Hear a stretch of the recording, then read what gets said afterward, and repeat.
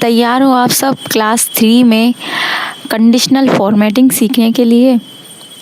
तो चलिए शुरू करते हैं। उससे पहले हम चलते हैं डेटा पर। यहाँ पर मैंने अपनी एक्सेल की शीट आप लोगों के साथ शेयर की है। इसी शीट पर हमने पहले फॉर्मूलाज देखे थे जो कि क्लास 2 में मेंशन है। इस वीडियो में हम जानेंगे कंडीशनल फॉर्मेटिंग क्या होती है और इनको कैसे अप्लाई किया जाता है। सबसे पहले बात करते हैं कंडीशनल फॉर्मेटिंग। कंडीशन के आधार पर डेटा को फॉर्मेट करना कंडीशनल फॉर्मेटिंग कहलाता है। जैसी कंडीशन है वैसी ही फॉर्मेटिंग इसमें आप अप्लाई कर सकते हो। इसके अंदर कई सारे रूल्स आपको देखने को मिलेंगे, तो इन सभी को हम समझते हैं।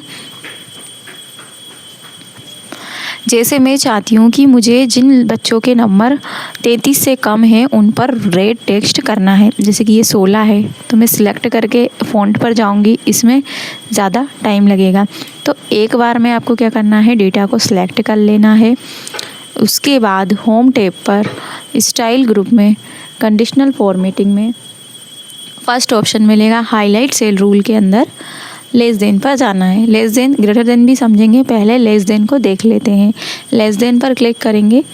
यहाँ पर आपको मिलेगा रूल्स लगाने के लिए। यहाँ पर जिन बच्चों के मार्क्स 33 से कम है वो रेड कलर में हाईलाइट हो जाएंगे और साइड में जो विड्थ लिख रहा है उसको भी आप चेंज कर सकते हो। अगर आपको रेड, ग्रीन अपने हिसाब से जो भी कलर देना है आप उसे कस्टम फॉर्मेट में जाकर कस्टमाइज़ कर सकते हो। जैसे मुझे देना है रेड टेक्स्ट, मैंने रेड टेक्स्ट रखा है, ओके कर दिया है। तो आप देखोगे कि जितने भी बच्चे हैं जिनके 33 से कम मार्क्स हैं वो उन पर रेड कलर आ जाएगा। सेम इसी तरीके से हम ग्रेटर देन भी अप्लाई कर सकते हैं। डेटा को सिलेक्ट करना है, कंडीशनल फॉर्मेटिंग में जाना है, हाईलाइट सेल रूल में ग्रेटर देन वाले ऑप्शन पर जाना है, फिर हमें देना है 33। तो और कलर आप चेंज कर दो। जैसे मुझे कस्टम फॉर्मेट में जाकर ग्रीन कलर देना है, इसमें फ़ॉन्ट वाले ऑप्शन में कलर पर जाकर अपनी मर्ज़ी का कोई भी कलर आप दे सकते हो। जैसे मैंने लाइट ग्रीन कलर रखा है, ओके कर दिया। तो आप देखोगे जिन भी बच्चों के मार्क्स 33 से ज़्यादा हैं उन पर लाइट ग्रीन कलर अप्लाई हो चुका है। लेकिन आपने नोटिस किया जो 2 कॉलम वो हमारे छूट गए, हिंदी और कंप्यूटर साइंस का। तो आपके पास 2 तरीके हैं, या तो आप पहले से लगे हुए रूल्स को सिलेक्ट करके क्लियर रूल कर दो और दोबारा से रूल अप्लाई कर सकते हो। यानी कि सिलेक्ट करके इसी में आएगा क्लियर रूल। 2 ऑप्शन मिलते हैं, सिलेक्टेड सेल या एंटायर शीट।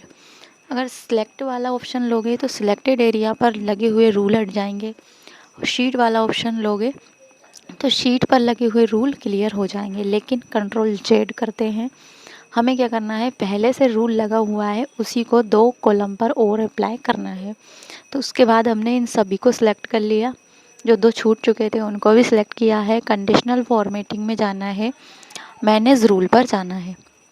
मैनेज रूल पर क्लिक करने पर एक बॉक्स ओपन होगा जिसमें जितने भी रूल लगे हुए हैं वो आपको दिखाई देंगे। जैसे कि less than, greater than rule इसमें लगे हुए हैं। तो यहाँ से आपको सेल रेंज का ऑप्शन मिलेगा, इसको मैं मिनिमाइज़ कर देती हूँ।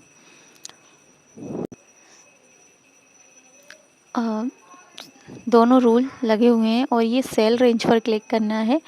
तो जैसे ही आप क्लिक करोगे आपको यहाँ पर शो होने लग जाएगा कि इतना एरिया सिलेक्ट है, इस पर रूल लगा हुआ है। तो ये सेल रेंज को आपको माउस का बटन सिलेक्ट करके चेंज कर देना है।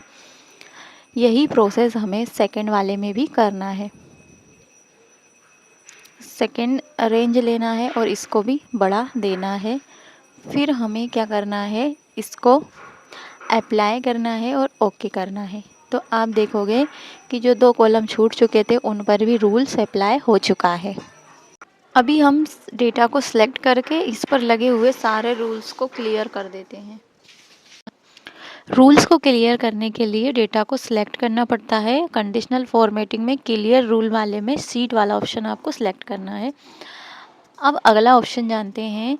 नेक्स्ट ऑप्शन है बिटवीन। यदि मुझे डेटा में चेक करना है बिटवीन नंबर्स, तो मैं पहले मुझे डेटा को सिलेक्ट करना पड़ेगा उसके बाद बिटवीन में जैसे कि मुझे चेक करना है कि किन बच्चों के मार्क्स 40 से 50 के बीच में है, तो वो नंबर मुझे यहाँ टाइप कर देना है। जैसे कि जितने भी नंबर आपने टाइप किए हैं उस हिसाब से यहाँ पर रिज़ल्ट आपको शो हो जाएगा।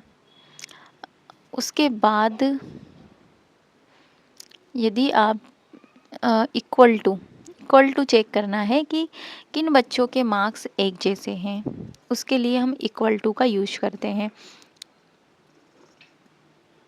जैसे कि 60, तो ये तो एक ही है। अगर हम डेटा में एक और जगह अगर 60 नंबर होगा तो ये रूल्स के अकॉर्डिंग हाईलाइट करके बता देगा।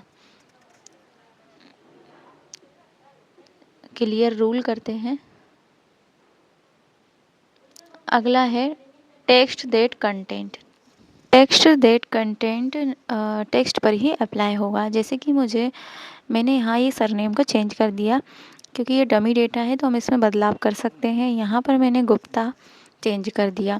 अब मुझे डेटा में कंडीशनल फॉर्मेटिंग के द्वारा ये पता लगाना है कि किन बच्चों के नाम या सरनेम एक जैसे हैं, तो उसके लिए हम टेक्स्ट वाले ऑप्शन पर जाएंगे। टेक्स्ट डेट कंटेंट पर जाएंगे और यहाँ पर वही टेक्स्ट टाइप कर देंगे जो हमें हाईलाइट करना है। कलर को आप अपने अकॉर्डिंग भी रख सकते हो। गुप्ता क्यों नहीं आ रहा, क्योंकि यहाँ स्पेलिंग मिस्टेक हो चुका है, इसलिए दोनों नहीं आ रहा। तो यहाँ मैंने थोड़ा सा GUP लिखा और उसके बाद यहाँ से मैंने कलर चेंज कर दिया। रखना हो तो आप इसको ओके कर सकते हो, ग्रीन कलर एंड ओके। तो इसको हम सही कर देते हैं। तो अगर टेक्स्ट डेट कंटेंट में यदि आपको टेक्स्ट में से कुछ हाईलाइट करना है तो उस वाले ऑप्शन का आप यूज कर सकते हो। नेक्स्ट ऑप्शन है डेट ऑक्यूरेसिंग। डेट ऑक्यूरेसिंग क्या करता है, डेट को फाइंड आउट करता है। तो न्यू शीट पे जैसे मैंने यहाँ पर डेट लिख ली, करंट डेट से पहले की डेट होनी चाहिए। जैसे मैंने 21/12/2025 यहाँ पर लिखा है। फिल हैंडल की मदद से मैंने डेट को ड्रैग कर लिया। ड्रैग करके ज़्यादा, हाँ, ये फिल हैंडल और ये ड्रैग कर लिया। तो आपके पास कई सारी डेट हो गई। लेकिन यदि आपके पास कॉलम में कुछ इस तरीके से कई सारी डेट हैं और आपको किसी स्पेशल डेट का डेटा हाईलाइट करना है, तो उसके लिए कंडीशनल फॉर्मेटिंग में डेट वाला ऑप्शन आपको लेना पड़ेगा। यहाँ पर आपको देखो ये yesterday, today, tomorrow, last week, first week, next month सभी का डेटा मिलेगा।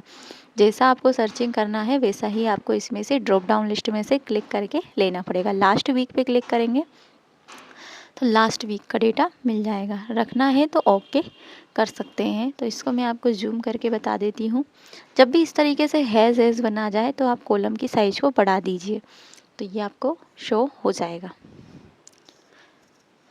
तो आपको डेट ऑक्यूरेसिंग भी समझ में आ चुका होगा। अब बढ़ते हैं आगे। डुप्लीकेट वैल्यू फाइंड करने वाला ऑप्शन आएगा।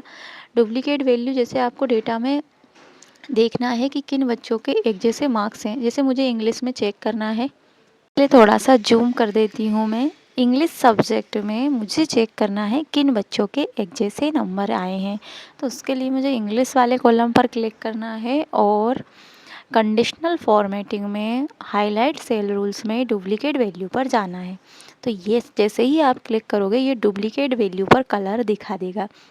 डुप्लीकेट वैल्यू के अलावा ये यूनिक वैल्यू भी दिखा सकता है। जैसे मुझे ग्रीन कलर में रखना है तो मैंने कलर चेंज कर दिया। तो कलर आप अपने हिसाब से कस्टमाइज कर सकते हो। यूनिक वैल्यू देखना है तो ये डुप्लीकेट छोड़ देगा और यूनिक वैल्यू पर कलर कर देगा।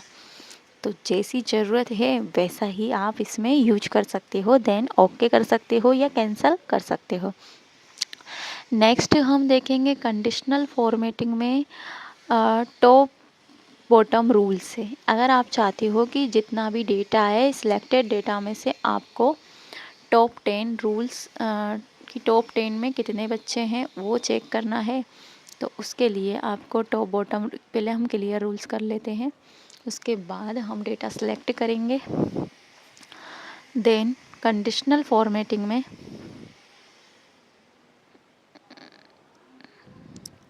Home tab, style group, conditional formatting, top 10 पर क्लिक करेंगे तो आपको टॉप 10 रिकॉर्ड दिख जाएंगे। ऐसे ही आप टॉप 10% वाइज भी देख सकते हो।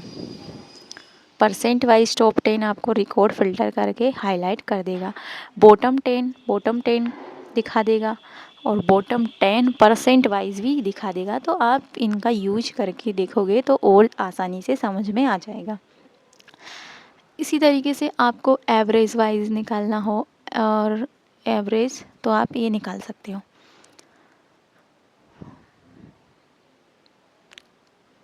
उसके बाद आता है नेक्स्ट ऑप्शन है डेटा वार, कलर स्केल और आइकॉन सेट्स। ये तीनों क्या हैं, डेटा को ग्राफिकली रिप्रेजेंट करने के काम आता है। यानी कि डेटा आपका लार्ज है और आपको ऐसा शो कराना है कि एक नज़र में कलर देखकर आप समझ सकते हो कहाँ डेटा इंक्रीज़ है, कहाँ डिक्रीज़ है।